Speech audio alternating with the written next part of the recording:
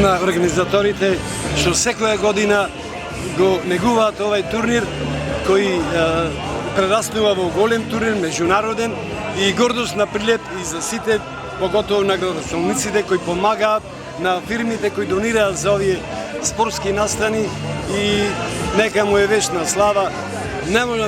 Немам зборови. Каков играч беше Миле? Мислам дека играше најчесто на бековската позиција. Миле беше сестран играч. Играше подеднакво и во одбрана и напад.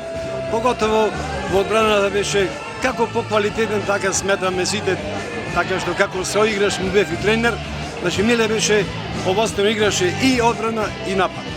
Значи имаше јака финта, имаше однос со играчите, не беше безобразен да игра оштро во одбрана, него играше културно, квалитетно, така што никогаш не беше во пандалич игра.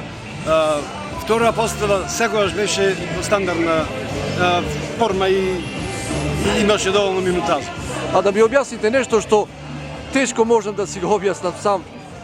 Кога шутираше понекогаш толку нежно, толку млако, топката во еден агол, голманите во друг. На што се должеше тоа? Каков трик беше тој? Со толку нежен удар да се постигнуваат голови.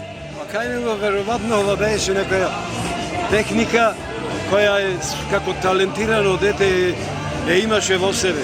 Ретко кој имаше таква талентирана смисла за гол да даде, смисла за некој шутираше и пенали, али сакам да кажам ретко такви деца се најдат. И публиката често се чудеше, па како топка на одвај оди кон голот, а голманот не може да одбрани.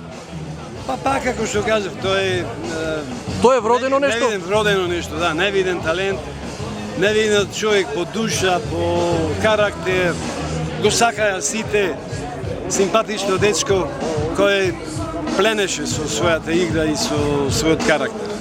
Значи не само играч, туку и човек и другар. Бевте доста блиски со него. И да, бев многу близок и заслужува стварно вакви манифестации.